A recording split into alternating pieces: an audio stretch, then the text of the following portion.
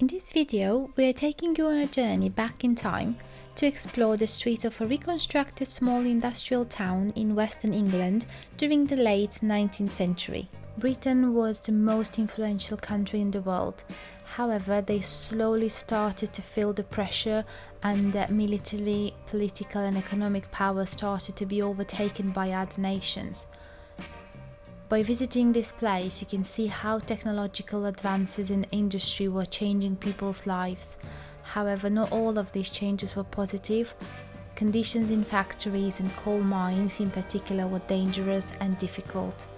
This particular area of Britain is well known for their ironworks. The museum is also dog friendly. There are water bowls across the site, and your dog is welcome to join you in most of the buildings on site. You will notice that all staff are dressed in Victorian costumes, and you will definitely feel as though you have entered a different world in a different time. You're welcome to spend as much as you want just wandering around the streets of this little town. And one very interesting thing is that you can visit the bank, the local bank. They've recreated a building from around 1888, a Lloyd's Bank itself. And there you can change your real money to Victorian coins, and then you can use these coins to purchase various goods from the shops in the town. And it's very interesting, and I can tell that even though we've received a paper with the actual exchange rate, every time we had to buy something we had to ask for help because those coins have nothing to do with the real world. Blists Hill is not a real town. As I've mentioned before, it's a reconstruction, and it's set on a land where iron was once melted, and then coal and clay were mined, bricks and roofing tiles were made, and the remains of those industries can still be found on site. However, in the same landscape, they've rebuilt a small industrial town to show you how life was for working class at the end of Queen Victoria's reign. The grocery and provision shop was recreated to look exactly like one in 1890. A very important item was the cash register, because that will show the wealth of the shop owner. It had to be really modern with a lot of details, and I've been told that the one here was brought from America. The pharmacy and the chemist shop is based on an original building from 1819, and again you can purchase goods from this store, or you can look at the old ones on display, so it's a very interesting combination. There is also a dentist in the same place, and believe me, it doesn't look like a modern dentist at all.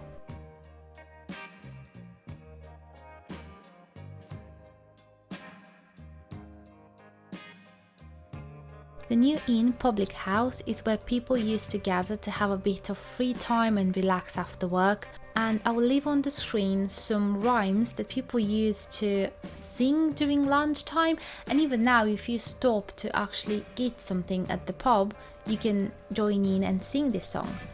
There is a lot to see and do, and we would recommend at least a couple of hours to be spent visiting. General draper and outfitter was a very important point in town. People in the working class also had the option to purchase second-hand items in these stores, and there's some of them on display, and you will notice that mostly all of the products in this shop are in dark colors, and that's because it's recreated as in 1901 when Queen Victoria died, so everyone was mourning.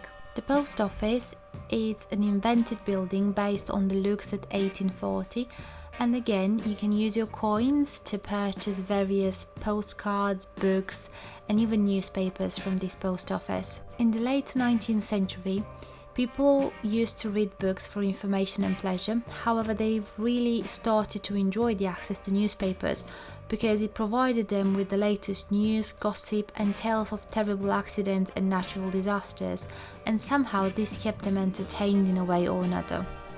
We've purchased a very interesting newspaper from the post office using our Victorian coins, and there were all sorts of news and adverts from 1895 and even international information, so people can be kept up to date with what's going on in the world. If you get hungry while you're visiting the museum, you can stop at the fried fish and chip potato shop. Don't forget to stop by at the confectionery and sweet shop. You can purchase all sorts of chocolates and lollies, and again you can use your Victorian coins, or you also have the option to pay with an actual card using a card machine.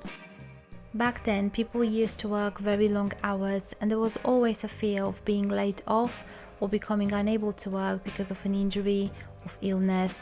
And there were very little firms that will provide medical treatment for accidents at work. There was no national health system and no state unemployment benefit.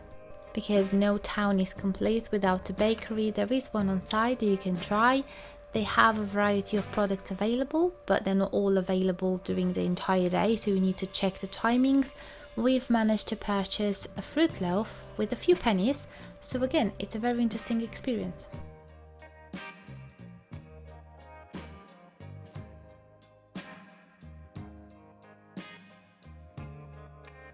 Because Blists Hill Museum is built on a site where industrial works actually happened, some remains are still there. So the furnaces that we can see were consolidated in 1994, but there were actual ones in use since 1832, and they were stopped being used in 1912, and now we can only see some remains and also the ironwork offices.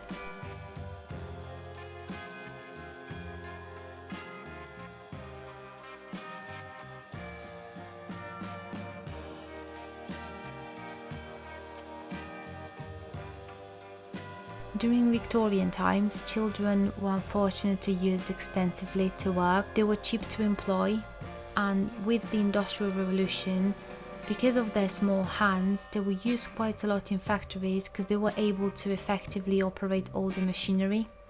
Unfortunately, the conditions in the factories were very dangerous, and same applies to the mines where they used to work. But in 1901, the Factory Act was implemented, and that banned all factories to employ children under 12 years and made further rules around safety equipment.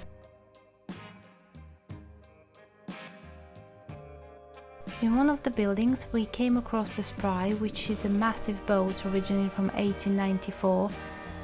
They've rebuilt that as much as they could, and the actual boat was used until 1910 to transport limestone, and then it was abandoned in 1950.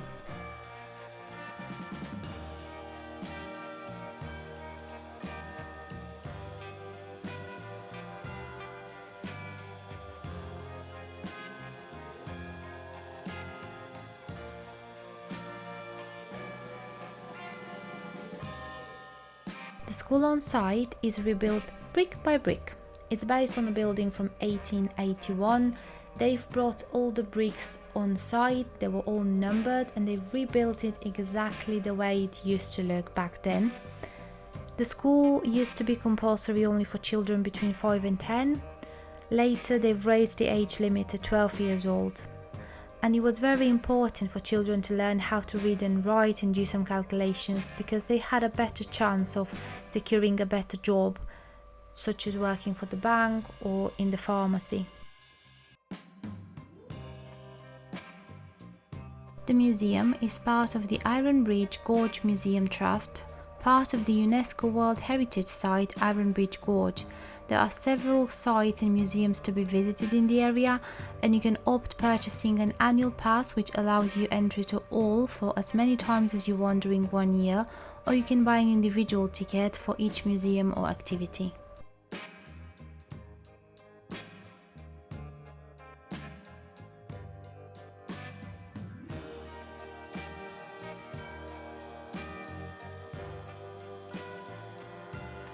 Another building built brick by brick was the doctor's house. When the doctor arrived in town, it lifted the spirits of the entire community because the conditions of life started to get better. However, they were still recovering from all sorts of epidemics that happened in the past. A lot of people died from illnesses, and there was not much treatment available, so having a doctor in town was very helpful. The doctor set up a practice in a small cottage, and he was even able to perform small surgeries and was a very respected person in town. It was very nice to spend a day back in Victorian times, and I really enjoyed that we had the freedom to go in any places that we wanted and ask as many questions. Everyone is happy to answer your questions, and you're really transported back in time. We could not end our visit in Telford area without stopping at the impressive Iron Bridge itself. It's about 5 minutes drive from Blists Hill Victorian Town, and you have parking available on site and very close to the bridge. Entry on the bridge itself is free, and you will pass by what used to be the toll house, charging people to cross it back in the days. The Iron Bridge is the world's first iron bridge, dating back to 1779. And after its construction, cast iron became very popular in construction of bridges and buildings of all sorts. The Iron Bridge village itself is considered to be the birthplace of Industrial Revolution, and is full of history. It's also a very nice village to visit.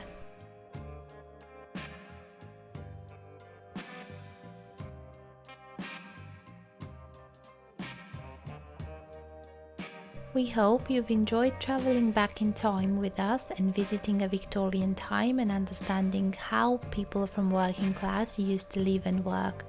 Also, to visit the birthplace of the Industrial Revolution was definitely a nice experience, and the Iron Bridge is an impressive structure that you should not miss.